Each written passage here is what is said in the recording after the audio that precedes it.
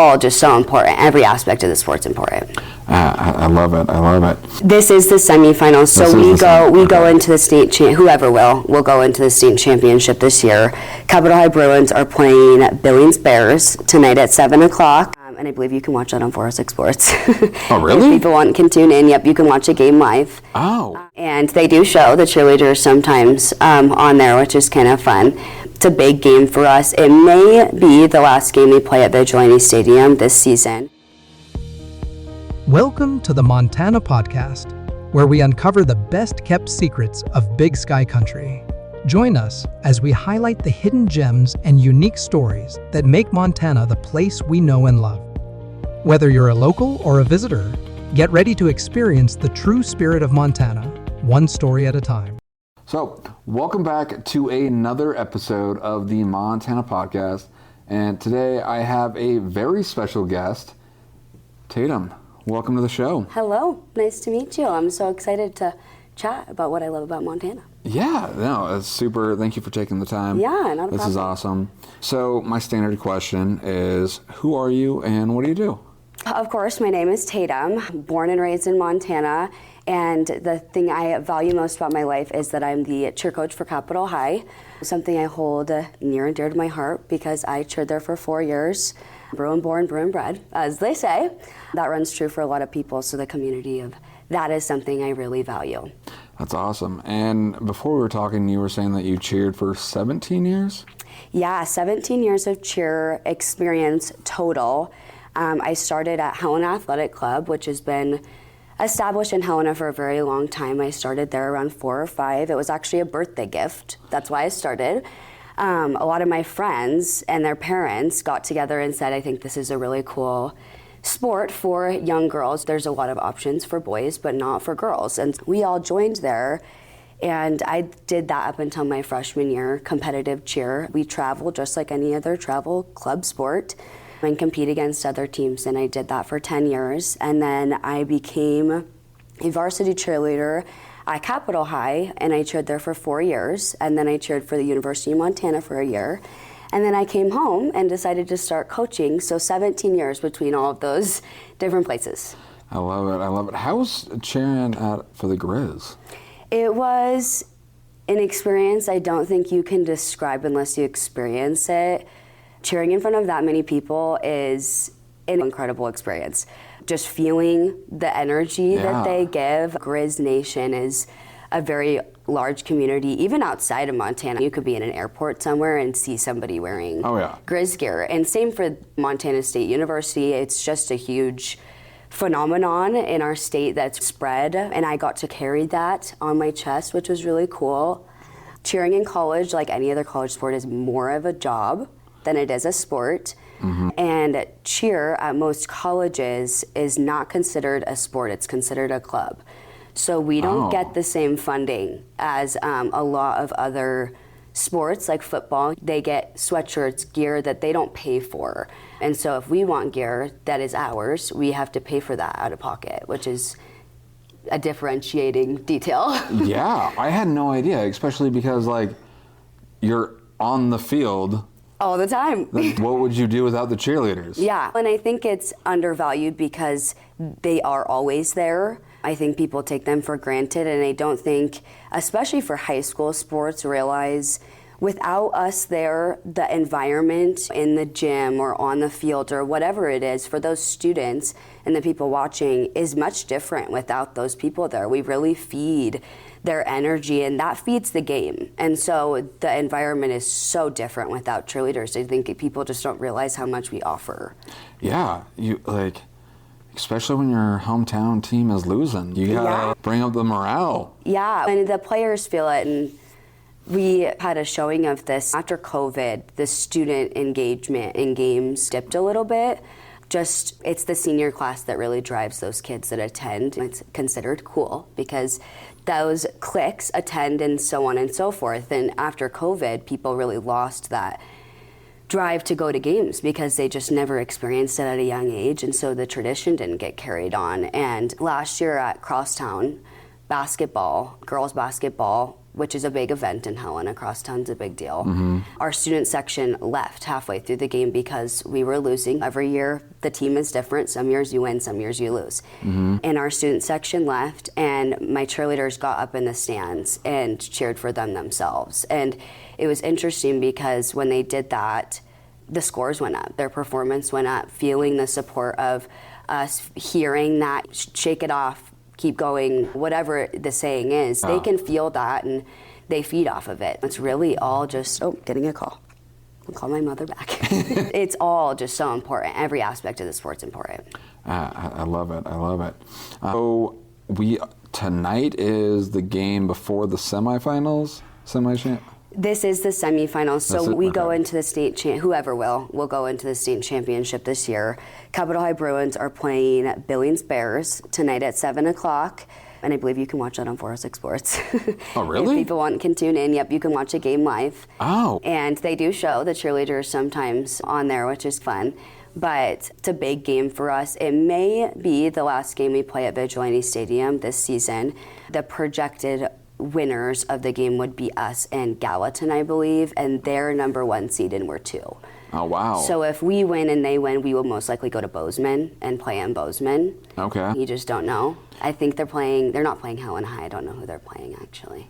Okay. If the Bruins win and we go to Bozeman, because of that game, would the cheer team follow? Yep, we travel. We don't travel for regular in-season games just because it's a lot of travel. For all the away games, it's every Friday, and we do cheer at whatever sport is home. So if we have a home volleyball game, the girls are there. They wouldn't travel with football.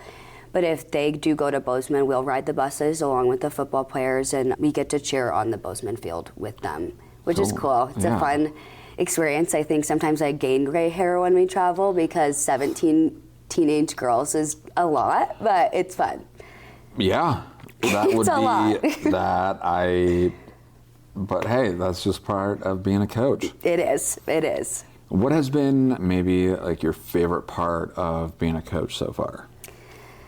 I think watching them experience things the exact same way I experienced them, it almost heals that inner child of yours to get to be the almost guardian. I'm with them. I'm with them 11 months out of the year, almost 5 days a week. Yeah. Sometimes more than that. And I think getting to build the relationships and be there outside of cheer and see their lives, see their wins, see their loses, and be there for all of that has definitely been my favorite part. Sometimes I feel like I have 17 children at the age of 21, which is ridiculous, but it just taught me a lot, and sometimes I think I learn more from them than they learn from me some days. So that's definitely been my favorite part. I love that.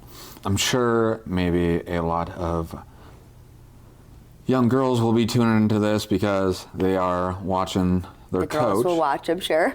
Yeah, and maybe their little sister will tune in or something. Yeah. If there was like, let's say, the 12-year-old version of you, want to go back in time and maybe just starting their cheer career, what would you tell the 12-year-old version of yourself? To appreciate it more. I think I tell the girls this saying a lot. I say, you spend 4 years trying to get away from me and the rest of your life trying to get back. Cheering for the University of Montana, I got to cheer in front of thousands of people, and I would give a lot to have one more year at Capital because the community is just different. There's 200 people instead of 2,000, and you can feel that difference. Those people knowing your names, knowing your parents, knowing your siblings, and that experience I miss a lot, and I wish I would have not taken it for granted as much. I think I was so excited to get to my next thing that I didn't appreciate it enough. I get that. I've done that. I think that's just life, but yeah, hurry up and wait. Oh, wait. You want to get to the next thing, the next biggest thing. But it's just such a cool. I have yet to cheer or see a program, and it was like that before I got there. It's been a really established program for probably the last 15 years. I'm not talking smack about Helena High at all, but it always seemed like I'll talk a little bit of smack about Helena High. But it just seemed like Capital always was like the next level. Yeah, it's definitely, I think, considered a little bit bigger when it comes to sports. Helena High has programs that are so valuable. Their science program, their science Olympiad program is amazing. Their band and music programs are excellent. But I think that we valued sports a lot at Capital, and I think that's a really important thing because, again, you build communities and friends that you'll have for the rest of your life. Yeah. I'm a perfect example of that, but the cheer, it's hard to get people to participate in cheer when it's not an established program because you're putting them right in front of a crowd. And so they have to feel confident with people around them that feel confident. And the coach for Helena High, Alexis, actually was a cheerleader for Capital cool. a while ago. And so she went and coaches there now. But it's hard to get kids to participate. It's not like basketball. It's not straightforward. The game of basketball is the same whether you're good or bad at it, and cheer's not that way. The skills and the things you do change based on your skill level. And so I think it's hard when people don't see you doing the hard skills and the fun dances and those things. It's hard to get kids to say, I want to do that, because they want it to be worth their while. Yeah, and maybe the confidence that their teammate will catch them after they go in the air. Yeah, for sure. It's a very dangerous sport. I think that people look at CTE in football, and just soccer can be pretty dangerous. Those sports are outright easy to see why they would be dangerous. And for cheer, our job is to make it look easy. And they don't see the girls getting 5 concussions in a season. Of course, we'd pull them at that point. But that's happened. I have cheerleaders that have been pulled and permanently cannot do certain things because of the damage that they have.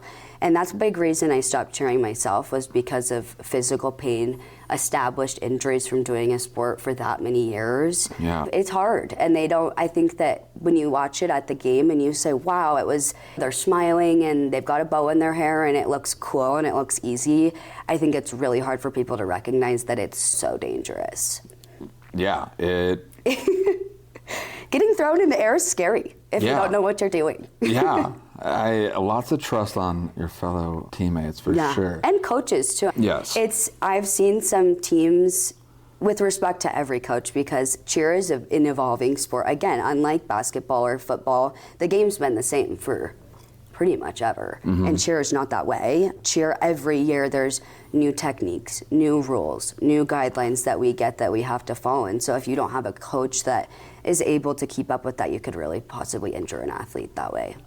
So a new technique happens or comes out. Do you know the process of like how it gets vetted and stuff like that? There's really not a process. It comes from the way cheer evolved. It started just as sideline. It started as girls at football games being there just to look happy and perky. And it evolved into the National Cheer Association, which is what really fuels most competitions that you could go to and watch. And it started by people getting better and better at games and saying, this year we're going to try this, and they'll show up to a competition and do a skill you've never seen, as long as it follows certain guidelines of how you're being thrown, who's connected to you while you're being thrown. Those are the guidelines that you would follow, but a skill doesn't have to be vetted before you do it. You get to just do it. You can make it up and do it, and as long as it follows the rules, it's now an existing skill, and they'll name a skill. And those are also all different for all cheer teams. There's skills that one person will call one thing and somebody else will call it something else. So it's just a very not black and white sport. Fair enough. All right. I had no idea. It's a very detailed sport. I love it. I love it. Before we recorded, you were saying that you did the Helena Miss Pageant?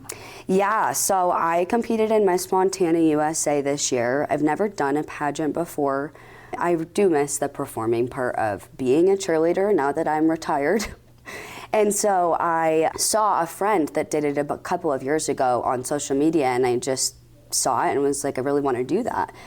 And so I applied. You apply as first come, first serve. You do an interview with the director. Lisa Pierce is the director of Miss Montana now, and she's an amazing woman. And you go, and it's a lot of outfits, a lot of hair and makeup, as you would imagine, which is a really cool experience. My favorite part of it would probably be just meeting so many ambitious women all from Montana. And so there's a local title. You all compete under a local title. So I was Miss Helena for the year of 2020, which is cool. And like I said, I grew up here, so it was really cool to wear that across my chest, the Capital. And it was a good example for my cheerleaders to see if you want to do something, just go do it. Yeah. And I did make top 10, which was cool. Heck yeah. And I won the Spirit Award, which is voted on by the staff of the pageant. And that was cool to bring home to my cheerleaders. What, like you had the best spirit? Yeah, best attitude, best representative of the brand, who was kind and willing to listen to it's a lot. It's a lot going on. There's 20 girls competing. And so the staff voted me for that award, which was really cool. That's awesome. Yeah. That's awesome. I could imagine that is a pretty cutthroat industry.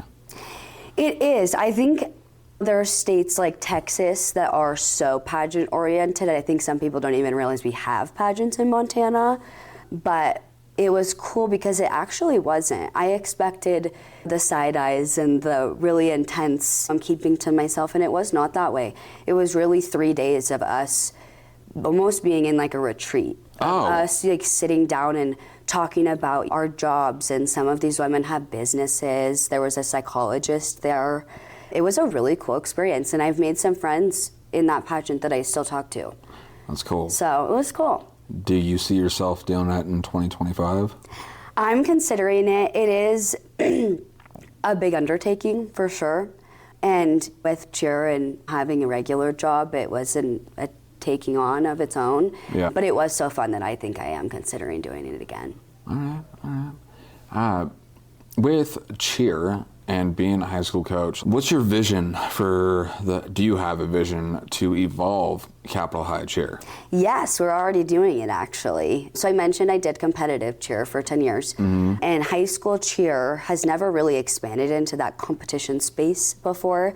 It started to Fest, which is hosted in Lewistown, is the longest standing high school only cheer competition in Montana to my knowledge. There was just another one started last year, but that one is the longest, and we have been all around high score, which means that no matter what category anybody was competing against, Capital scored the highest out of every single category, and we've done that 2 years in a row. And it's a big deal, and the trophy's almost as big as I am. And the girls carry that with pride. We work on that routine for almost 10 months by the time we compete at Cheerfest. This year we're going to go to Glam Jam, which is in Missoula, hosted by the Grizz cheer team, which is cool, full circle moment for me. Yeah. And that's not just high school, that's a competitive gym competition as well. So they'll go to that, and then there's a local competition hosted by Helena Athletic Club, which I cheered for 10 years there, and they'll host that around Easter time, and they'll go to that too. So that's cool. A new space for high school cheer, and it's fun because it's competitive, and us doing it pushes other schools to do it, which is what we want. No, that's super cool. So I know you guys do the football games, the basketball games. Are you guys at the swim meets? We don't go to swim. We have, since I started coaching, been asked by other programs to make attendance to events, and I think that's such a good thing for us to be involved in because we do add so much to the environment. I think it's important for other sports to feel that. And so we've ventured out. The girls try and attend a couple of soccer games sitting in the stands. They'll sit and cheer for them. We actually attended 7 of 7 a couple of years ago, which is, I believe, track and field. I'm not a guru, but the girls did that and passed out medals. We did one of the cross-country meets last year. So they are expanding into other things, but mainly we do football, volleyball, girls and boys basketball, and wrestling. Those are our 4 heavy events that we're required to attend. But we add in our own things here and there. All right. Getting colder. As a cheerleader, how do you feel about the football season coming to an end? This year has historically been our warmest year of football, I think, in the years I've cheered and been a part of cheer. I have a rule, and this is preference to me as a coach, but I cut off the girls doing the tricks and the stunts that they do. I have a cutoff date at temperature. Some coaches my coaches, when I cheered, said, we don't care, you're doing it no matter what. And I don't really have that mindset. I think that safety comes first, and comfortable that feeling comfortable, that they feel safe. You can see it, that they don't feel warmed up and ready to throw somebody. Yeah. Your muscles don't function the same way when you're cold. And I allow them to bundle. If there's snow, they wear boots, they wear coats, they wear snow pants, if that's how cold it is. Yeah. But of course that limits to what they do, but the spirit is still there. The skills are just different because of the temperature. No, that makes total sense. So you're from Montana. I am. Born and raised. Do you have a hidden gem that like you like to go away, maybe a special place that either it's a restaurant, outdoors, something like that? I'm personally I am from Montana, but I don't like the outdoors. I'm an indoor person, I do ski and do some of those things, but I love the comfort of being inside. And I can relate. My gem is Darby, Montana. It's in the Bitterroot Valley. Hamilton is one and the same to Darby. They have separate school districts, but they connect. It's the equivalent of driving in from the valley or East Helena. Yeah. My mom actually migrated from Helena to Hamilton a couple of years ago, and I never realized how much value there was in those rural communities until you're a part of one. My stepdad is the superintendent of the Darby School District. Oh, and cool. It's really cool to see, after attending a AA school, what the community is like there, and as opposed to here. The volleyball games have 20 people attending. Yeah. It's a difference, and I think it's a acquired taste to some people, but that's my hidden gem. Going there is like my escape, and the houses there are beautiful, and you can't get much more rural than Darby, Montana. Yeah. It's pretty tiny. And where the Dunton Ranch is like on the way there?